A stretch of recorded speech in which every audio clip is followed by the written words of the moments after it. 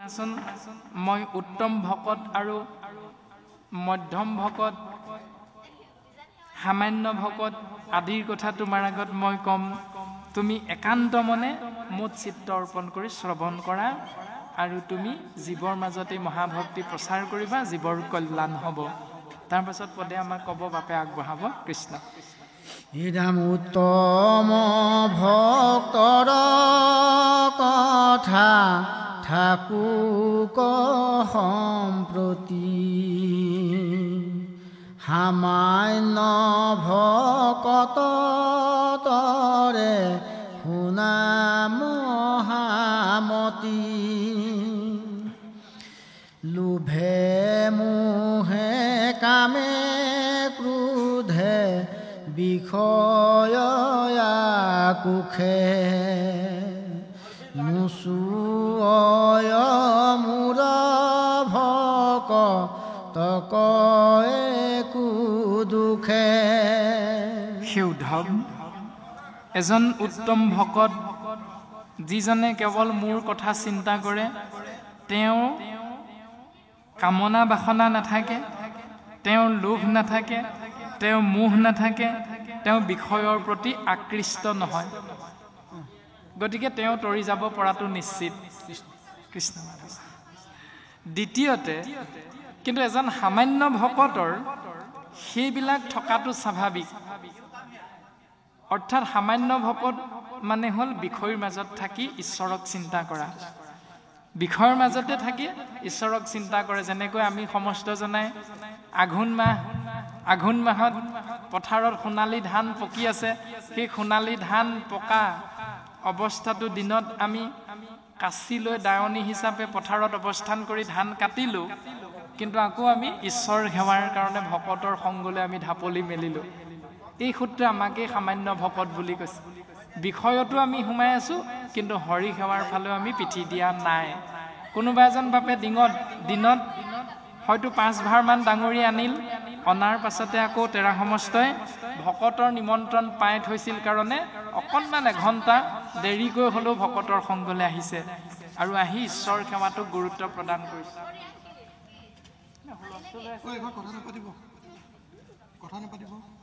কৃষ্ণ এনেকৈ উত্তম ভকতজনটো তৰি যাবই উদ্ধৱ কিন্তু সামান্য ভকতেও মোক সেৱা কৰাৰ মাধ্যমেৰে বিষয়ৰ মাজতে মোৰ কৃপা লাভ কৰিব পাৰিব উদ্ধৱ তুমি শুনাচোন এৰাম কৰৈ মুত ভকতি যদ্যপি দুষ্ট চিত্তে দহবৈ পাতে কটাৰ তথাপি তৰিতে এই একোৱে নবাচ পাপ পুণ্য যত আছে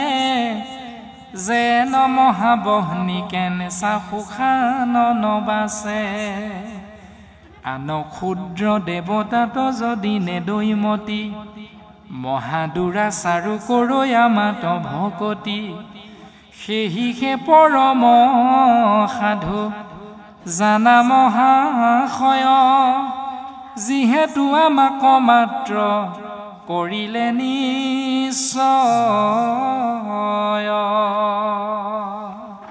সেই উদ্ধৱ যদিও কোনো জীৱই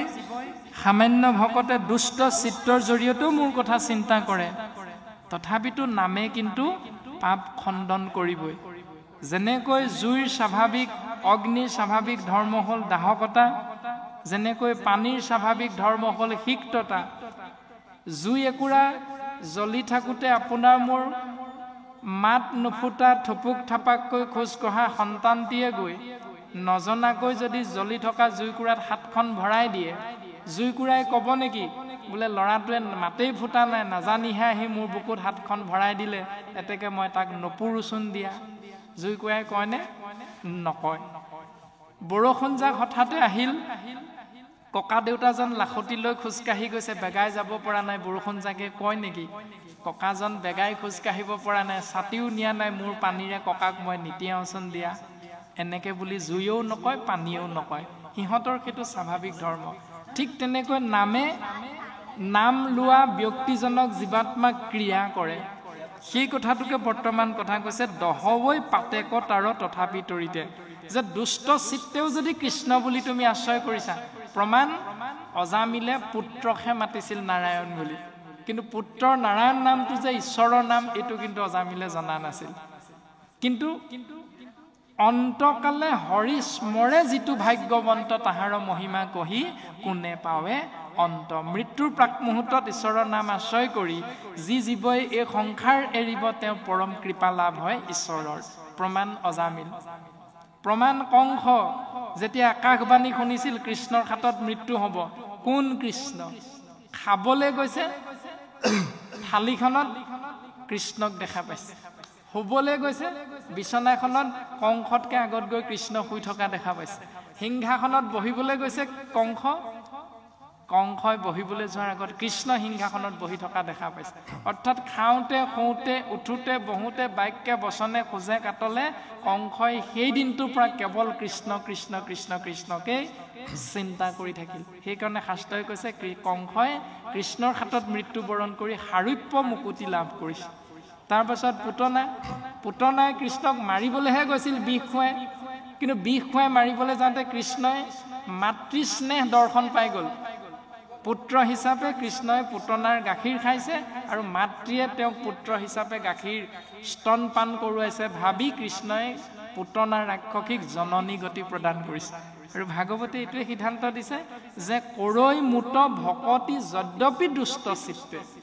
যদি বেয়া চিন্তাৰেও ঈশ্বৰৰ চৰণ চিন্তা কৰা যায় দহৱৈ পাতেক তেতিয়াও জীৱৰ পাপ খণ্ডন হয় তথাপি তাৰিতে অৰ্থাৎ তেওঁ তৰি যাব পাৰে তাৰ কাৰণে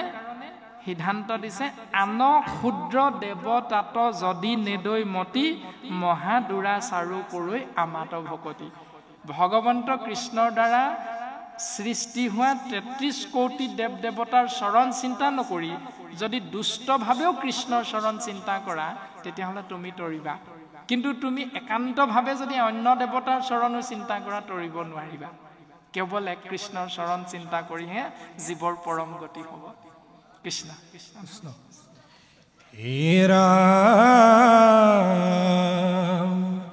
এতে কেনো চুই পাপে পুইন কলে বৰ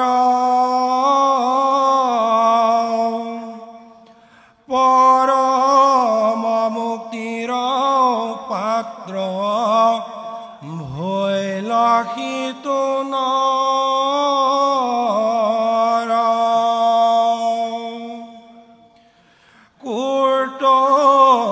পণ্ডিতে যদি নমানন্ত আক দোল কুবাই ঊৰ্ধ বাহু খন্দাতাৰ বাক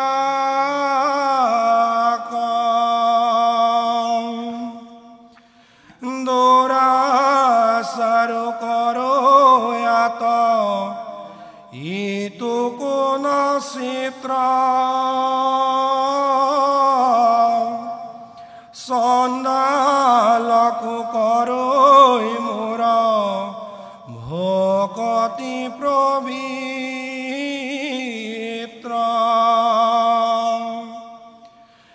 ৰাম চাৰিও বেদৰ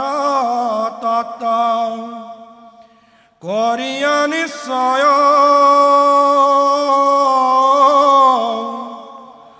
অৰ্জুনত গীতা তক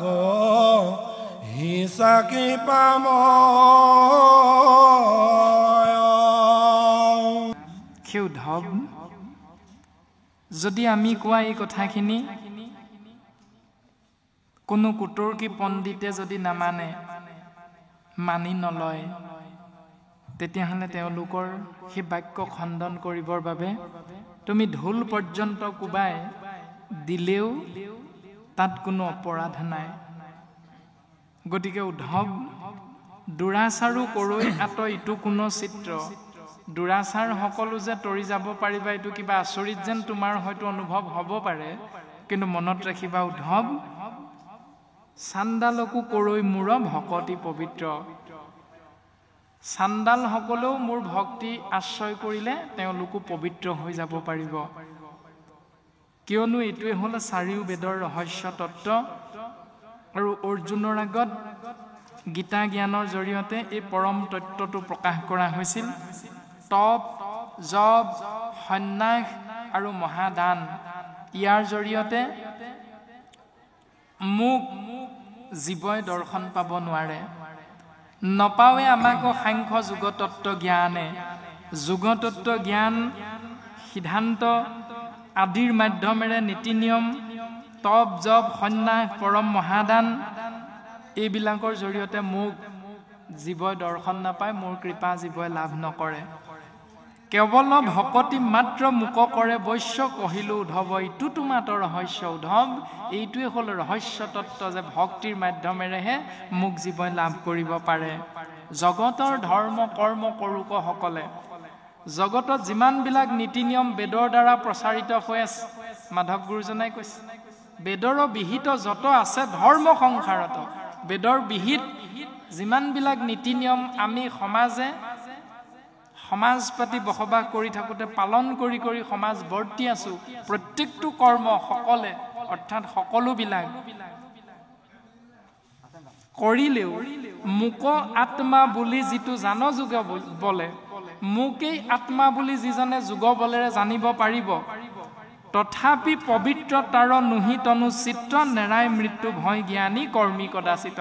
কিন্তু সেই যে জ্ঞান মাৰ্গ আৰু কৰ্ম মাৰ্গৰ অন্তৰ্ভুক্তি এইকেইটা পথ সেইকাৰণে জ্ঞান মাৰ্গ আৰু কৰ্ম মাৰ্গ আশ্ৰয় কৰা এইকেইটা পথৰ মাধ্যমেৰে মোৰ কৃপা জীৱই লাভ কৰিব নোৱাৰে এৰা প্ৰেম ভকতিৰ চিহ্ন শুনিও উদ্ধৱ হৰি হৰি বোলন্তে লুতক যাৰ শ্ৰৱ মোৰ কথা শুনন্তে শৰীৰৰো মানচিত জানা তাৰ পৰম পবিত্ৰ ভৈল চিত্ত উদ্ধৱ যিসকলে মোক আত্মা বুলি জানে অৰ্থাৎ আমি সকলোৱে এজনে অন্যজনক কৃষ্ণ বুলি কওঁ হৰিধাৰী মনুষ্য আত্মাই হ'ল ৰাম কিন্তু এজনে অন্যজনক কৃষ্ণ বুলি কওঁ সেইখিনিলৈকে ঠিকে আছে কিন্তু নিৰ্জীৱ মূৰ্তি এটা নিৰ্মাণ কৰি সেই মূৰ্তিটোৰ আগত গৈ আকৌ আপোনাৰ মোৰ পোহনীয়া হাঁহ ছাগলী কুকুৰা পাৰবিলাক বলি দি পানি আপুনি মই সেই নিৰ্জীৱ মূৰ্তিটোক সন্তুষ্ট কৰি কৃপা পাবলৈ বিচাৰোঁ এজন মনুষ্য অন্যজন মনুষ্যক আত্মা বুলি ঠিকেই ভাবিছোঁ কিন্তু বাকী তিনিমুঠি জীৱৰ প্ৰতি সেই আত্মা তত্ত্বটো আমাৰ লাভ হোৱা নাই সেই কথাটোকে প্ৰকাশ কৰিছে সেইটো হ'ল তথাপি পবিত্ৰ তাৰ নুহিতনু চিত্ত নেৰাই মৃত্যু ভয় জ্ঞানী কৰ্মী কদাচিত আপুনি মই জীৱিতজনক কৃষ্ণ বুলি ক'লোঁ কিন্তু যেতিয়া আপোনাৰ মোৰ পিতৃ বা মাতৃ আত্মা শৰীৰটো এৰি মৃত হৈ সংসাৰ এৰিলে তেতিয়া 10 দিনত দহা 11 দিনত কাজ 12 দিনত তৈলভোজন এই কৰ্মটো কৰি সমাহত কি কৰোঁ সমহীয়া বুলি কৰ্ম এটা কৰোঁ যদি সমাহত সমহীয়া কৰ্মটো নকৰোঁ তেতিয়াহ'লে চোৱাটো নাযায় সংস্কাৰটো সম্পূৰ্ণ শুদ্ধ নহয় এই যে নিয়মটো পালন কৰোঁ এইটো হ'ল শাস্ত্ৰৰ বিপৰীত এবছৰৰ মূৰত বছৰিকীয়াটো পালন কৰোঁ সেইটো কাৰ কাৰণে কৰোঁ পিতৃৰূপী আত্মাৰ সদগতিৰ ভাৱনা এটা লৈ আমি ঈশ্বৰক চিন্তা কৰোঁ কিয় 11 নম্বৰ দিনটোত দেখোন ঈশ্বৰৰ নাম লৈছিলোঁহে আকৌ এবছৰৰ মূৰত সেইটো কৰ্ম কৰিবৰ বাবে আপোনাৰ মোৰ কোনো প্ৰয়োজন নাই শাস্ত্ৰে আমাক সুন্দৰভাৱে সিদ্ধান্ত দিছে এইখিনি কথা যে নেৰাই মৃত্যু ভয় জ্ঞানী কৰ্মী কদাচিত এতিয়া আমি এটা সম্প্ৰদায়ৰ কথা কম খালি ব্যক্তিগতকৈ কোনো গাত পাতি ল'ব নালাগে মিচিং সম্প্ৰদায়ে দদগাং বুলি কিবা এটা কৰ্ম কৰে সেই দদগাং কৰ্মটো নিজৰ মৃত্যু হোৱা বংশৰ পৰিয়ালৰ 5জন নে 6জন এনেকুৱা কেইজনমান পুৰুষ আঁতৰি যোৱাৰ পাছতে 10 বছৰ মানৰ মূৰত এটা ডাঙৰকৈ কৰ্ম কৰে সেই কৰ্মটোত জোঁৱায়েকে এটা গাহৰি দিব লগা হয় এনেকুৱা কিছুমান নিয়ম কিন্তু সেই কৰ্মটো মৃতকৰ অৰ্থে কৰে এতিয়া চিন্তাটো কৰি চাওকচোন বাৰু মৃতকজন 10 বছৰ হৈ গুচি গ'লে সংসাৰ এৰি সেইজনৰ আকৌ সন্তুষ্টি অৰ্থাৎ 10 বছৰ মূৰত সেই গাহৰি এটা অৰ্থাৎ জীৱিত কৃষ্ণ তত্ত্বৰ গৰাকী এটা হৰিধাৰী বস্তু তাৰ কাৰণে আকৌ মাৰিব লগা হয় এইটো বাৰু কোনখন শাস্ত্ৰই আমাক ক'লে এনেকুৱা নিয়ম গতিকে আমি যিসকলে এনেকৈ পিতৃ মাতৃ সন্তুষ্ট হওক বুলি মৃতকৰ অৰ্থে আমি কুকুৰা বলি দিম মৃতকৰ অৰ্থে আমি গাহৰি বলি দিম মৃতকৰ অৰ্থে আমি সৎগতিৰ অৰ্থে মৃতকৰ সন্তুষ্টিৰ অৰ্থে আমি গৰু এটা কাটিম মাৰিম তাৰ মাংস খাম বা যিসকলে খাৰ মাছ বুলি 11 নম্বৰ দিনা ৰাতিলৈ আমি মাছ মাংস কিনি আনি হলেও খাম মৃতকৰ সৎগতিৰ অৰ্থে তেতিয়াহ'লে প্ৰত্যেকটো নিয়মেই শাস্ত্ৰৰ বিপৰীত নিয়ম এইখিনিয়ে হ'ল কৰ্মমাৰ্গ আৰু জ্ঞান মাৰ্গৰ ব্যৱস্থা এটা নাপাৱই কৰ্মী জ্ঞানী কদাচিত এইবিলাকৰ দ্বাৰা মুখ জীৱই লাভ কৰিব নোৱাৰে আৰু ইয়াৰ দ্বাৰা নেৰাই মৃত্যু ভয় জ্ঞানী কৰ্মী কদাচিত এওঁলোকে মৃত্যু ভয়ৰ পৰা কোনোদিন হাত সাৰিব নোৱাৰে কিবা এটা হ'লে কোনোবা এজনে কৈ দিয়ে হেৰো মৃতকৰে দুখ লাগি আছে নি ঘৰত যদি কাৰোবাৰ বেমাৰ এটা হয় বোলে মৃতকৰে দুখ লাগি আছে নি আকৌ গৈ চোৱাবলৈ যাব বোলে হয় মৃতকৰ দুখ লাগিছে তা সেই মৃতকৰ দুখ লগাৰ কাৰণে কোনোবা এজোপা গছৰ গুৰিত গৈ পানি কিবা এটা বলি দি থৈ আহিব লগা হয় এনেকুৱা যিবিলাক নিয়ম আমাৰ সংসাৰত প্ৰচলিত এইখিনি কথা ভাগৱত শাস্ত্ৰই আমাক সুন্দৰভাৱে দৰ্শন কৰাইছে যে এইবিলাকে হ'ল কৰ্মমাৰ্গ জ্ঞান মাৰ্গ ইয়াৰ দ্বাৰা জীৱৰ কল্যাণ কেতিয়াও নহয় নহয় নহয় উদ্ধৱ তুমি শুনা এৰাম লাজবেৰি গাৱৈ গুণ নাচয়া নন্দতে জগত পবিত্ৰ কৰে সেহিহে ভকতে যিজনে লাজ এৰি সন্মান নিবিচাৰি কেৱল গোবিন্দ মহাপ্ৰভুৰ নিৰ্গুণ নাম আশ্ৰয় কৰে আনে সুধিলেও সেইটোহে উপদেশ দিয়ে জড়িত থাকে মূৰ ভক্ত উদাৰ চৰিত্ৰ কীট পতংগকো কৰয় তেখনে পবিত্ৰ যি স্থানত তেনে উদাৰ চৰিত্ৰৰ ভকতৰ আগমন হয় সেই স্থানত কীট পতংগ পৰ্যন্ত জীৱৰ পৰম কল্যাণ সাধন হয় এই বুলি উদ্ধৱৰ আগত ভগৱন্ত পুৰুষে প্ৰেম ভকতিৰ চিহ্ন প্ৰকাশ কৰিছে কৃষ্ণ হে ৰাম কৃষ্ণ বচন শুনি মুখ্য হৰিদাস প্ৰণামী পুচন্ত পুনু তেজীয়া নিশ্বাস ভকতি পৰম গতি জানিলো নিশ্চয় সেদিও কদেৱ দুনাই মনৰ সংশয় ভগৱন্ত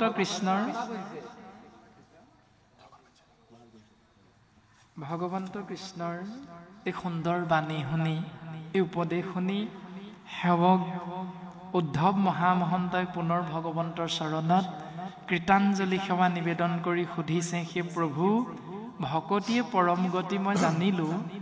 কিন্তু মোৰ আৰু এটা সংশয় আছে তুমি মোক বুজাই দিবানে উদ্ধৱ তুমি তাৰ উত্তৰ শুনা মাধৱে বুলন্ত হখি শুনা পৰিছে তোমাক মই ইয়াৰ উত্তৰটো দিছো তুমি শুনা যিসকলে শাস্ত্ৰ পঢ়ে যিসকলে চাৰি বেদ জানে কৰিবে নপাৰে মুত তথাপি ভকতি তথাপিও তেওঁলোকে মোক ভক্তি কৰিব নোৱাৰে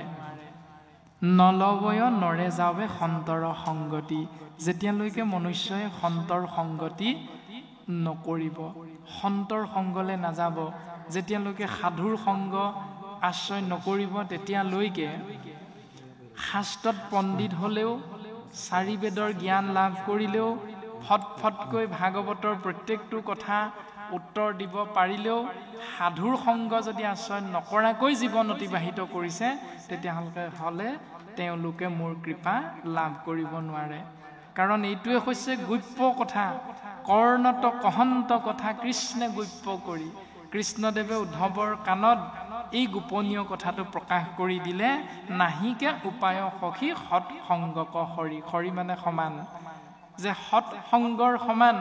এই সংসাৰত দ্বিতীয় এটা উত্তম পথ আৰু নাই উদ্ধৱ। আৰু তাৰ কাৰণে আমি বিপৰীতে কোনবিলাক কৰ্ম কৰোঁ? পদবন্ধে ক'লে, আন কৰ্ম কৰিয়া মিছাতৈ মৰৈ লোকে, ভকতৰ সংগত সম্যকে পাৱৈ মোকে। আন কৰ্মবিলাক কৰি কৰি জীৱবিলাক এনে মিছাতে মৰিছে, কিন্তু ভকতৰ সংগতে মোক পাই যায়। তথাপি আন কৰ্মবিলাকৰ প্ৰতিহে মানুহবিলাকৰ অতীব ইচ্ছা। এতিয়া সেই আন কৰ্মবিলাক কি কি? এই ৰামে নপাৱৈ মোহু কলাগ যুগ যজ্ঞ দানে। সেইবিলাক হ'ল আন কৰ্ম। কোনবিলাক? যাগ যজ্ঞ দান, এইবিলাক কৰিলে মোক নোপোৱা। তাৰ পাছত মহামন্ত্ৰ যায় প্ৰকৃতি শত তীৰ্থ স্নানে। শত শত তীৰ্থ, কোটি কোটি মন্ত্ৰ উচ্চাৰণ কৰি তীৰ্থত স্নান কৰিলে এইটোৰ দ্বাৰাও মোক নোপোৱা। এই ৰামে নপাৱৈ আমাকো একাদশী উপবাসে, নকৰয় বৈশ্য মোক পৰম সন্ন্যাসে। মোৰ কাৰণে তোমালোকে ব্ৰত পালন কৰিব নালাগে, মোৰ কাৰণে তোমালোকে আঁউসী একাদশী পালন কৰিব নালাগে, মোৰ কাৰণে তোমালোকে কি কৰিবা? ভকতৰ সংগ আশ্ৰয় কৰিবা। সেই দিনটো আঁউসী নে, সেই দিনটো একাদশী নে, সেই দিনটো মঙ্গলবাৰ নে, সোমবাৰ নে, বুধবাৰ নে, বৃহস্পতিবাৰ, বোলে মঙ্গলবাৰে আমাৰ দেউতা মৰাবাৰ, দৰকাৰ নাই, তুমি ভকতৰ সংগ আশ্ৰয় কৰা। কিন্তু আমাৰতো বাকী আনবিলাকতে চিন্তা, বোলে আমাৰ দেউতাৰ পৰা মৰাবাৰ মই আজি থাকিবলৈ যাব নোৱাৰোঁ, থাকিবলৈ নগ'লে আকৌ ভকতৰ সংগত ভালো নালাগে, গতিকে এইবাৰলৈ নাযাওঁ দে। এই বুলি যে আমাৰ মিতিৰ কুটুম্বে কোনোবাই কয়, চিন্তাবিলাক এইবিলাকেই হ'ল অমূলক চিন্তা। বৰ্তমান পদবন্ধে এনেকৈ ক'লে, উদ্ধৱ কহিলোহো মহাগুপ্য কথা কওঁ উদ্ধৱ, যিহেতু ভকত তুমি পৰম বান্ধৱ। তুমি মোৰ পৰম বান্ধৱ কাৰণে তোমাক মই ৰহস্যৰো ৰহস্য, গোপনৰো গোপনীয় কথাখিনি তোমাৰ আগত মই প্ৰকাশ কৰিছোঁ। হে উদ্ধৱ, দেৱতো তীৰ্থটো কৰি ভকতে সেৱৰ, ভকতক ভজিলে গুচয় কৰ্মজৰ। এই পৰম সত্যটো অনুধাৱন কৰি যিসকলে মোক ঈশ্বৰ মানি মোৰ চৰণ চিন্তা কৰিব, তেওঁলোকে এই তত্ত্বটো আশ্ৰয় কৰিলে এই সংসাৰৰ পৰা পৰম গতি লাভ কৰিব পাৰিব। তাৰ প্ৰমাণ আমাক ইতিমধ্যে দি গ'ল যে সাধুৰ সংগত মোৰ কথা শুনি যক্ষ ৰক্ষ বৃক্ষ পক্ষী পশু পালে পালে, স্ত্ৰী ক্ষুদ্ৰ অন্ত্য জাতি অধম চাণ্ডাল, ইখবতো অধিক অনেক পাপমতী, এইবিলাকতকৈও অধিক কোনোবা যদি নিকৃষ্টতম আছে জীৱ,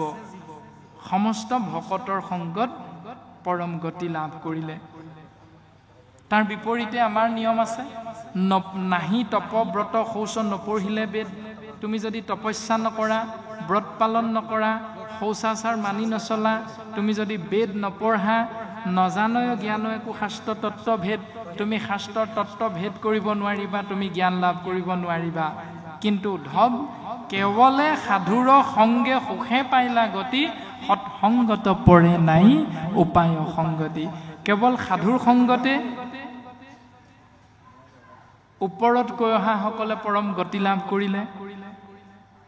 তেওঁলোকেতো কোনো শাস্ত্ৰ অধ্যয়ন কৰা নাই, গকুলৰ গোপীসকলে কোনো শাস্ত্ৰ অধ্যয়ন কৰা নাই, তেওঁলোকৰ কোনো শৰণীয়া গুৰু নাই, তেওঁলোকৰ কোনো ভজনীয়া গুৰু নাই। কেৱল কৃষ্ণৰ প্ৰেমত আপ্লুত হৈ প্ৰেম ভক্তিৰ মাধ্যমেৰে ঈশ্বৰৰ নাম আশ্ৰয় কৰি সংসাৰৰ পৰা পৰম গতি লাভ কৰিলে। এনেকৈ যিমানবিলাক উদাহৰণ দিলে ভগৱন্ত বস্তুৱে উদ্ধৱৰ আগত, সমস্ত জনাই কেৱল ঈশ্বৰৰ কৃপা ধন্য হৈ এনেকৈ সৎসংগৰ জৰিয়তে পৰম গতি লাভ কৰিলে। উদ্ধৱ, তোমাক মই কওঁ শুনা, এৰা মইয়েৰে ভকতৰ নাহিকে অন্তৰ, মোৰ সংগ এৰে হৰি সংগতি সন্তৰ। এতেকে লৈয়োক সাধু সংগ সৰ্বক্ষণ শুনিও ক সখী আবে সাধুৰ লক্ষণ মোৰ আৰু ভকতৰ মাজত কোনো পাৰ্থক্য নাই উদ্ধৱ মোৰ সংগ ভকতৰ সংগ সমান এতেকে লৈও ক সাধু সংগ সৰ্বক্ষণে সেইকাৰণে মোক পাবৰ বাবে তুমি সাধু সংগ আশ্ৰয় কৰা কপিল প্ৰভুৱে মাতৃ দেৱহূতিৰ আগত কৈছিল হে মা দেৱহূতি ভকত প্ৰতিমা মূৰ দুই অধিষ্ঠান দুইকো পূজা দৰ্শনে কৰিবে আতি মান হে মা দেৱহূতি ভকতৰ ৰূপটো মোৰ 2 নম্বৰ ৰূপ গতিকে ভকতক যদি তুমি কেনেবাকৈ দৰ্শন পোৱা জানিবা মা তুমি মোকে দৰ্শন পাইছা মা এজন ভকতক যদি তুমি সেৱা কৰিবলৈ সৌভাগ্যৱন্ত হৈছা তেতিয়া জানিবা মা তুমি মোকেই সেৱা কৰিছা গতিকে উদ্ধৱ শুনিও ক সখী আবে সাধুৰ লক্ষণ এতিয়া সাধুৰ সংগলে আমাক যাবলৈ ক'লে সাধুৰ সংগত জীৱৰ গতি হয় এতিয়া কথা হ'ল সাধুৰ লক্ষণটো কেনেকুৱা ইয়াৰ বিষয়ে তোমাক মই কম তুমি শুনা উদ্ধৱ ঠাকুৰ সৰ্বদা সখী তাসম্বাৰ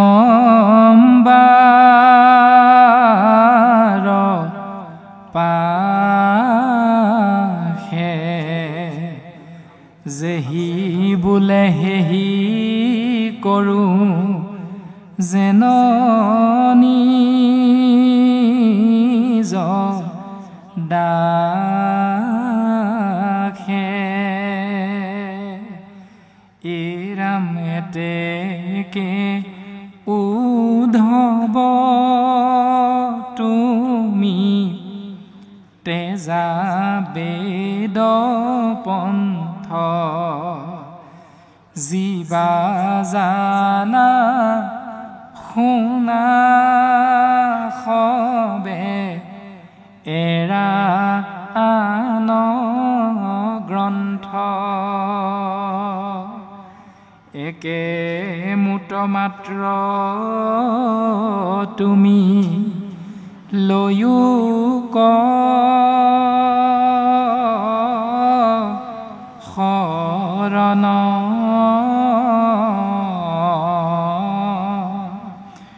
নকৰিবা ভয় মই কৰিবো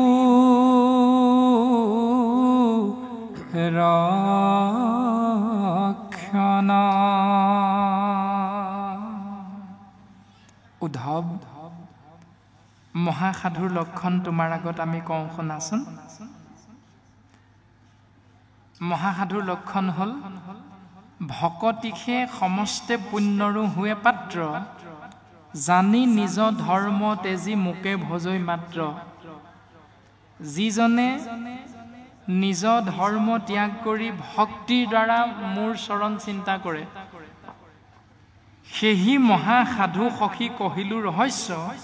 সুদৃঢ় বিশ্বাসে মোক কৰিলে কবশ্য মহাসাধুৰ লক্ষণ সেইটো এতিয়া আমি মাতৃগৰ্ভত 10 মাহ 10 দিন থাকি সংসাৰলৈ আহোঁ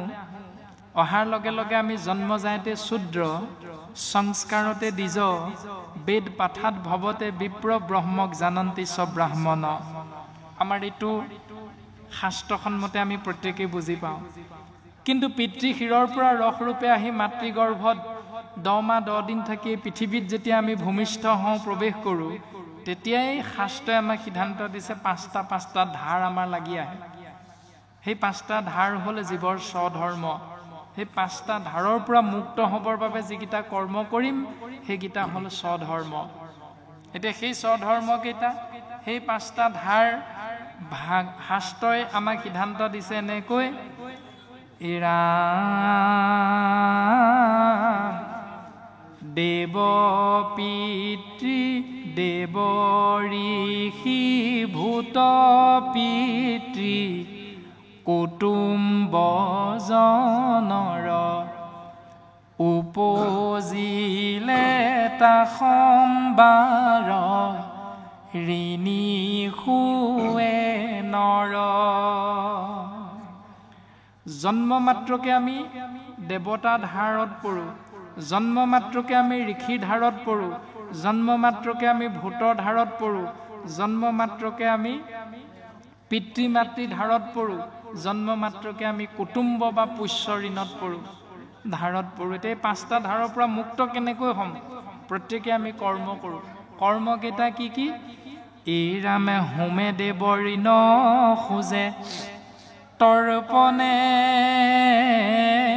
ঋষিৰ, বলিদানে ভূত, শ্ৰাদ্ধ আদিয়ে পিতৃৰ। হোম যজ্ঞৰ দ্বাৰা দেৱতাৰ ঋণৰ পৰা মুক্ত হ'ব পাৰি, তৰ্পণৰ জৰিয়তে ঋষি ঋণৰ পৰা মুক্ত হ'ব পাৰি, ভূতৰ ঋণৰ পৰা মুক্ত হ'বলৈ বলিদান প্ৰক্ৰিয়াৰ আশ্ৰয় কৰিব লাগিব। তাৰ পাছত পিতৃ মাতৃ ঋণৰ পৰা মুক্ত হ'বলৈ শ্ৰাদ্ধ পিণ্ড আদি কৰ্ম কৰিব লাগিব, শাস্ত্ৰই কৈছে। এইবিলাক হ'ল আমাৰ স্বধৰ্ম। তাৰ পাছত কুটুম্ব বা পুষ্য ঋণৰ পৰা মুক্ত হ'বলৈ এই ৰামে সমভাৱে সুহৃদ, জনৰ খোজে ঋণ, এহি ভাৱে ঋণী সদা ভকতি বিহীন। সত্য শৌচ ক্ষমা দয়াৰ জৰিয়তে ইষ্ট মিত্ৰ বংশ পৰিয়াল কুটুম্ব ককাই ভাইৰ ধাৰৰ পৰা মৰম স্নেহৰ মাধ্যমেৰে শ্ৰদ্ধা ভক্তিৰ মাধ্যমেৰে আমি ঋণৰ পৰা মুক্ত হ'ব পাৰোঁ। এইকেইটা আমাৰ স্বধৰ্ম। ককাই ভাইৰ লগত কাজিয়া কৰিব নালাগে, বংশ পৰিয়ালৰ লগত নমতা নমতিকৈ থাকিব নালাগে, মাটিৰ কাৰণে কাজিয়া কৰিব নালাগে। যিবিলাক নিয়ম আমি সংসাৰত পালন কৰিব লাগে সেইটো স্বধৰ্ম। কিন্তু ভগৱন্ত কৃষ্ণ উদ্ধৱৰ আগত ক'লে এজন সাধুৰ ধৰ্ম, সাধুৰ লক্ষণ, ভকতিহে সমস্তে পুণ্যৰো হোৱে পাত্ৰ। ভকতিয়ে হ'ল সমস্ত পুণ্যৰ পাত্ৰ, জানি নিজ ধৰ্ম তেজি মুক ভজৈ মাত্ৰ। জানি ভকতিয়ে ঈশ্বৰৰ কৃপাৰ পাত্ৰ হোৱা পৰম সত্যটো জানি সেই স্বধৰ্ম বুলি 5টা ধাৰৰ পৰা মুক্ত হোৱাৰ নিয়মটো তেওঁ এৰি দিয়ে। আৰু এৰি দি কি কৰে? এৰা কায় বাক্য মন কৰি নিশ্চয়ে যিজন মুকুন্দৰ চৰণত পখিল শৰণ, হে ৰাম ৰাম তাৰ ঋণ খোজা সবে গৈল সমস্তৰ, নকৰিও ঋণী আৰ নহিষিতো নৰ। সেইজন মনুষ্যই 5টা ধাৰৰ পৰা মুক্ত হোৱাৰ যিটো স্বধৰ্ম, সেই 5টা কৰ্ম নকৰাকৈও প্ৰত্যেক দিনাই গুৰু সেৱাৰ মাধ্যমেৰে জীৱন অতিবাহিত কৰি থাকিলে তেওঁ 5টা ধাৰৰ পৰা এনেই মুক্ত হৈ থাকিব পাৰে। সেইটোৱে হ'ল সাধুৰ লক্ষণ। তাৰ পাছত মাধৱ গুৰুজনে নামঘোষাত ক'লে বেদৰ বিহিত যত আছে ধৰ্ম সংসাৰত, বেদৰ বিহিত যিমানবিলাক কৰ্ম ধৰ্ম হিচাপে আমি সংসাৰত পালন কৰি আছোঁ সমাজবিলাকে, সবে হৰি নামৰ কিংকৰ, সকলোবিলাক ঈশ্বৰৰ নামৰ দাস, সকলোবিলাক ধৰ্ম কৰ্ম, সকলোবিলাক নীতি নিয়ম ঈশ্বৰৰ নামৰ তলতীয়া চাকৰ। হেন জানি এই পৰম সত্যটো জানি যিটো জনে যিজনে নামক কীৰ্তন কৰে, নামক যিজনে আশ্ৰয় কৰিলে সেহিকে পৰম সাধু নৰ। মনুষ্যৰ ভিতৰত সেইজনে সাধু। এটা সাধুৰ লক্ষণটো হ'ল তেনেকুৱা। বৰ্তমান পদে আমাক এনেকৈ সিদ্ধান্ত দি প্ৰকাশ কৰিলে সেই উদ্ধৱ, এতেকে উদ্ধৱ তুমি তেজা বেদ পন্থ। এতেকে উদ্ধৱ তুমি বেদৰ প্ৰবৃত্তি মাৰ্গ, জ্ঞান আৰু কৰ্ম, এই পথ দুটা তুমি ত্যাগ কৰা। এইটো মায়াময় বেদৰ ধৰ্ম। এই মায়াময় বেদৰ ধৰ্মটো শংকৰ গুৰুজনাই ক'লে, কৃষ্ণদেৱে উদ্ধৱক ক'লে তুমি এইবিলাক ত্যাগ কৰা, জিবা জানা শুনা সবে এৰা আন গ্ৰন্থ, আন গ্ৰন্থৰ পৰা শুনা লাভ কৰা জ্ঞানখিনিও তুমি ত্যাগ কৰা। যিটো শংকৰ গুৰুজনাই ক'লে কৃষ্ণৰ চৰিত্ৰ পৰম অমৃত আতপৰে নাহি আন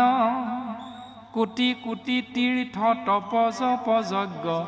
সবেও নহি সমান আমাৰ নামাচাৰ্যসকলে নামৰ অন্ততে উপদেশটো দিয়ে কৃষ্ণ গুণ নাম ধৰ্ম অনুপম আকসাৰ কৰি ধৰা যত দেৱ ধৰ্ম দূৰতে তেজিয়া কৃষ্ণত ভকতি কৰা হেন তত্ত্ব জানি চিন্তা চক্ৰ পানী অনাদৰিয়া নকাম কৃষ্ণৰ কিংকৰে ৰচিলা শংকৰে ডাকি বোলহু ৰাম ৰাম কৃষ্ণ হৰি ৰাম ৰাম ৰাম ৰাম এই মায়াময় বেদ ধৰ্ম আন দেৱ ধৰ্ম এইবিলাক ত্যাগ কৰি এক কৃষ্ণ দেৱ কৰি উক হেৱ ধৰিও তাহান নাম কৃষ্ণ দাসহুয়া প্ৰসাদ ভুঞ্জিয়া হস্তে কৰা তান কাম এইটোৱে হ'ল জীৱৰ তৰণৰ একমাত্ৰ উপায় বেদৰ ৰহস্য তত্ত্বটো উদ্ধৱ সত্যে বোলো উদ্ধৱ বান্ধৱ তুমি মৰ্ম মোক যেবে নজানে তাৰেখে আন কৰ্ম তোমাক সত্য সত্য কৰি কৈছো উদ্ধৱ যিসকলে মোক নাজানে তেওঁলোকেহে সেইবিলাক কৰ্ম কৰিব লাগে তাৰমানে শংকৰ গুৰুজনাই কীৰ্তনত লিখিছে ৰাখিলাহা কৰ্মকাণ্ড অজ্ঞানীৰ পদে কৰ্মিক নুগুছে পৰম আপদে শংকৰ গুৰুজনাই কৰ্মকাণ্ড মাৰ্গটো ৰাখিছে কাৰ কাৰণে অজ্ঞানীসকলৰ কাৰণে যিসকলে কৰ্মকাণ্ড আশ্ৰয় কৰিছো তেওঁলোককে শাস্ত্ৰ অজ্ঞানী বুলি গালি পাৰিছে এতিয়া গালিটো পৰিছে বুলি বুজি পোৱাৰ পাছতো যদি কৰ্মকাণ্ড নেৰো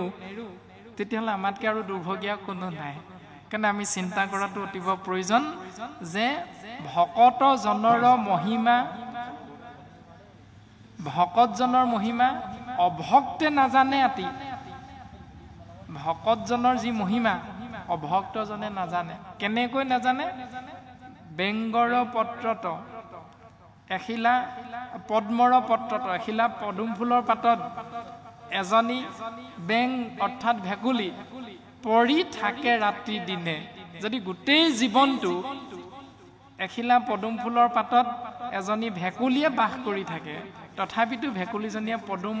ফুলৰ মহিমাটো বুজি নাপায় ঠিক তেনেকৈ এজন অভক্তই ভকতজনৰ মহিমা বিপৰীত অভক্তে নাজানে আতি এজন অভক্তই কেতিয়াও বুজি নাপায় এই যে মহন্তসকলে গোস্বামী উপাধিধাৰীসকলে সত্ৰৰ অধিকাৰসকলে বা একান্ত ভকতসকলে ৰাতিপুৱা গুৰুগৃহত সোমাই যে ঠেটুৱৈ ধৰা জাৰতো যে তেওঁলোকে মূৰে গায়ে পানী ঢালি যে অকল চেলেং চাদৰ এখন লৈ এই বৰতালযোৰ বজাই বজাই নাম প্ৰসংগ কৰে এই মৰ্ণিং ৱাক কৰিবলৈ জেকেট চেকেট পিন্ধি টুপি চুপি লগাই জোতা চোতা পিন্ধি যোৱা সেই কৰ্মকাণ্ড ব্যৱস্থা ভকতসকলে আকৌ বুজি নাপায় এইটোৱে সদায় বৰতাল বজাই কিনো লৈ থাকে জানো সেই নামৰ মূলটো সেই ভকতজনেহে বুজি পায় কিন্তু বাকীসকলে সেই কথাটো বুজি নাপায় সেই কথাটোকে বৰ্তমান কৈছে উদ্ধৱ মোক যেবে নজানে তাৰেহে আন কৰ্ম ভকতি তাৰিবে তুমি থিৰ কৰা মতি লৈও সাধু সংগ সখী সুখে সাধা গতি উদ্ধৱ ভকতিহে জীৱক তৰাই দিব পাৰিব এইটোৱে শাস্ত্ৰৰ সন্মত গতিকে ভক্তি আশ্ৰয় কৰিবলৈ সাধু সংগলৈ যাব লাগিব গতিকে সাধু সংগ অনুসৰণ কৰা শ্ৰৱণ কীৰ্তন কৰা পৰিহৰা পাখণ্ড আচাৰ ত্যাগ কৰা ভকতৰ সংগ কৰা সাধুৰ সংগ লোৱা তুমি এইখন সংসাৰৰ পৰা ভক্তি আশ্ৰয় কৰি তৰি যাব পাৰিবা উদ্ধৱৰ আগত ভগৱন্ত ঈশ্বৰ কৃষ্ণই এনেকৈ সুন্দৰভাৱে উপদেশ দিছে বেদৰ বিহিত কৰ্ম কৰিবাক ভকতৰ যোগ্য নাই যদি মোহ হুঁয়া কৰে ধৰ্ম কৰ্ম ভকতিত ভ্ৰষ্ট যায় যদি বেদৰ এই মায়াময় ধৰ্ম কৰ্মবিলাক কৰিবলৈ ভকতে মোহত পৰে তেতিয়াহ'লে সেইজন ভকতৰ ভকতি ভ্ৰষ্ট হ'ল অৰ্থাৎ 1000 টকা দিম আপুনি নাম এষাৰ গাই দিব লাগিব ক'ত বোলে মোৰ দোকানৰ বিশ্বকৰ্মা পূজা দিনা 5,000 টকা দিম ঘৰৰ পৰা আনিমগে ঘৰত গৈ থৈ আহিমগে ওপৰত 5,000 টকা দিম দুৰ্গা পূজাত দিহানাম গাব লাগিব একান্ত ভকতৰ ভকতি নষ্ট 50,000 টকা দিম গাড়ীৰ ভাড়া দিম ওপৰঞ্চি সাউণ্ড লাইট খোৱা বোৱা সমস্ত দিম দুৰ্গা পূজাত মহাপুৰুষীয়া নাট ভাগ ভাওনা ভাগ পাতি দিব লাগিব এই একান্ত ভকতৰ এই ভকতিটো সেই ব্যৱস্থাৰ দ্বাৰা নষ্ট হৈ যায় গতিকে আমি যেতিয়া গুৰু ধৰ্ম আশ্ৰয় কৰিছোঁ গতিকে গুৰু ধৰ্মৰ বিপৰীত নিয়মখিনি যেতিয়া খেলি মেলি কৰি য'তে ত'তে আশ্ৰয় কৰিবলৈ চেষ্টা কৰিম তেতিয়া সেইজন ভকতৰ ভকতি সিমানতে নষ্ট হৈ যায় এতিয়া আপোনালোকে ছ'চিয়েল মিডিয়াত দেখিছে এইবিলাক কথা যে দুৰ্গা পূজাত গৈ গায়ন বায়নেৰে মূৰ্তিক গৈ দুৰ্গা দেৱীক গৈ বিসৰ্জন দিছে আকৌ খোল বাদ্য সংগত কৰি দুৰ্গা পূজাৰ বেদী সন্মুখত গৈ দিহানাম পৰিৱেশন ঈশ্বৰৰ নাম আকৌ খোল নৃত্য গীত বাদ্যৰ জৰিয়তে গুৰুজনাৰ অপূৰ্ব সৃষ্টি ভাওনা প্ৰদৰ্শন হৈছে আৰু আমিও তাতে গৈ ভাওনা চাইছোগে এইবিলাকে হৈছে গুৰু ধৰ্মৰ গোটেই মিখলাই কৰা পূজাবিলাক গীতা শাস্ত্ৰত কৈছে মিখলাই কৰা পূজা ঘোঁৰাৰ শৃংগাৰতে সুখ নাই কটি ভাংগে তাৰ যেন শিমলুৰ পুষ্প পৰি থাকে তলে হেহিমতে অভক্তৰ দ্ৰব্য মই নলওঁ সকলে শিমলু গছৰ ফুল আপোনালোকে দেখিছে সকলোৱে গোটেই ডাল ভৰি ভৰি শিমলু গছজোপাত ফুল লাগি থাকিলেও সেই ফুলবিলাক চৰাই নাখায়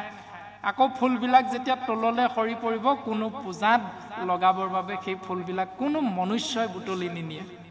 গতিকে অভক্তৰ দ্ৰব্যটো তেনেধৰণে মিখলাই যেতিয়া খিচিৰ মিচিৰ কৰি পেলাব তেতিয়া সেই পূজাটো ভগৱন্তই কেতিয়াও গ্ৰহণ নকৰে এই সিদ্ধান্তটো শাস্ত্ৰই দিছে ইমানখিনি আমি জনাৰ পাছত জানিবলৈ চেষ্টা কৰাৰ পাছত যদি আমি তাৰ বিপৰীত নিয়মটোৱে পালন কৰি থাকোঁ তেতিয়াহ'লে তেওঁতকৈ আৰু দুৰ্ভগীয়া দ্বিতীয়জন